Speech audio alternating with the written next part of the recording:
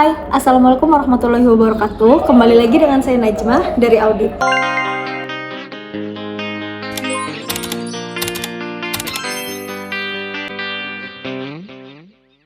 Pada video kali ini, saya akan membahas tentang manfaat dari checklist audit. Checklist audit adalah catatan auditor yang berisi kumpulan pertanyaan dan informasi yang terkait dengan proses dan aktivitas auditi. Agar pelaksanaan audit internal berjalan dengan efektif, maka seyogyanya seorang auditor melakukan berbagai persiapan. Salah satunya adalah dengan menyiapkan checklist audit internal.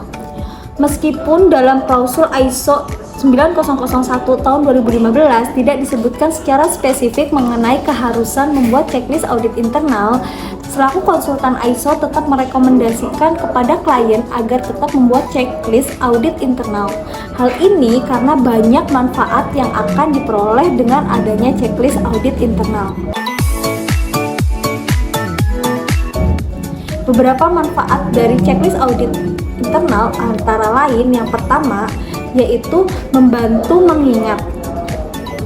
Manfaat utama dari penggunaan checklist adalah untuk membantu mengingatkan auditor mengenai pertanyaan apa saja yang akan disampaikan kepada auditi.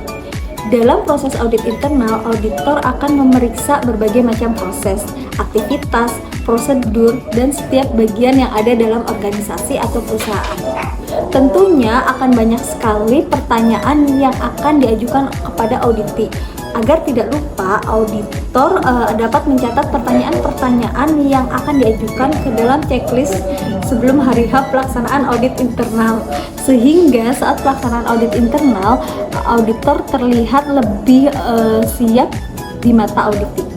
Yang kedua yaitu menjamin mencakup keseluruhan poin yang dikendalikan. Selain untuk membantu mengingat, checklist juga berfungsi untuk memastikan seluruh persyaratan atau klausul ISO 9001 tahun 2015 yang terkait dengan auditi yang diperiksa oleh auditor. Dibutuhkan ketelitian dan kehati-hatian dari auditor pada saat penyusunan checklist, sehingga checklist yang dibuat sempurna dan mencakup seluruh persyaratan yang terkait dengan auditi. Yang ketiga yaitu meyakinkan bahwa interaksi antara proses dicakup. Dalam suatu proses pasti akan melibatkan beberapa departemen dalam suatu perusahaan. Sebagai contoh, dalam proses pengadaan barang dan jasa dapat melibatkan beberapa departemen, yaitu bagian yang terkait mengajukan barang, bagian purchasing, bagian finance, direksi, sampai dengan bagian gudang yaitu untuk penerimaan barangnya. Dengan adanya checklist dapat memberikan gambaran bagi auditor mengenai beberapa interaksi antara proses tersebut.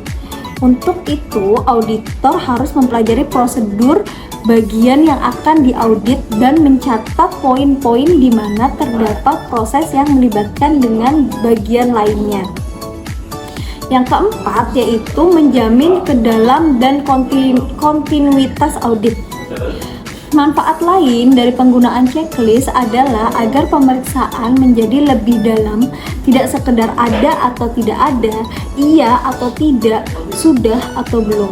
Dalam checklist auditor dapat menuliskan pertanyaan yang lebih rinci terhadap suatu persyaratan yang akan diperiksa.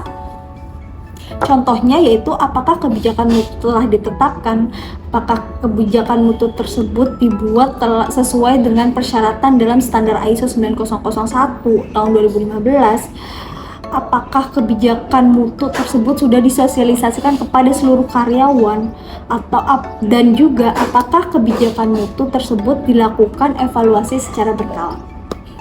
Yang kelima yaitu menolong dalam pengelolaan waktu. Waktu audit itu terbatas. Umumnya dalam satu bagian atau departemen waktu audit maksimal adalah 2 jam. Ini karena jika sudah lebih dari 2 jam biasanya auditi sudah lelah, sehingga lewat dari 2 jam audit sudah tidak efektif lagi kegiatannya. Jika memang waktu audit internal sudah disepakati dengan auditi, maka auditor harus berkomitmen untuk mentaati waktu yang telah disepakati tersebut. Auditor harus mampu mengelola waktu dan memastikan selama waktu tersebut cukup untuk mengaudit keseluruhan proses dari auditi. Yang keenam yaitu pengaturan pengambilan catatan. checklist dapat membantu auditor untuk mencatat hasil pengamatan selama proses audit, baik catatan ketidaksesuaian, kesesuaian, dan observasi dapat dicatat dalam checklist. Dengan checklist, catatan auditor menjadi lebih rapi dan terstruktur.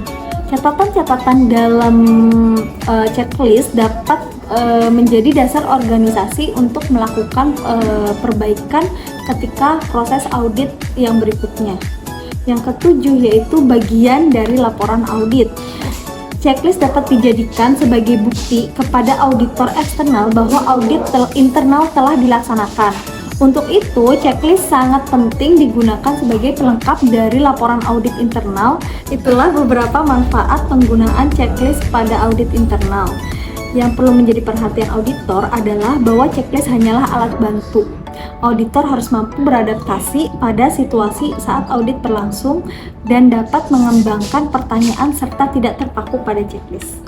Terima kasih, sampai jumpa pada video berikutnya. Assalamualaikum warahmatullahi wabarakatuh.